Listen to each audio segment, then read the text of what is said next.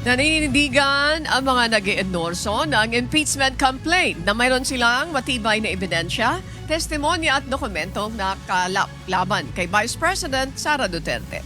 Kasunod ito ng pahayag ng Pangalawang Pangulo na mataas ang kumpiyansa ng kanyang mga abogado na mananalo sila sa kaso.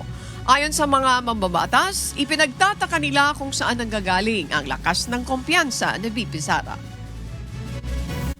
Hindi ko naman masabi no kung ano yung preparations ng mga abogado sa impeachment. Pero nung pag-uwi ko galing The Hague ay nag-meeting kami dahil isa din yon sa mga inaasikaso ko. At sinabi nila that they are more than confident in winning the impeachment trial, impeachment case.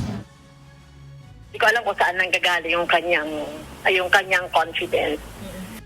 So naniniwala kami na we have all the testimonies, yung mga documents, yung mga ebidensya na magpapatunay na talagang may kinalaman siya. No? May mga patunay na pwede siyang, na may impeach siya, no? Based sa mga documents at saka yung aming mga ebidensya.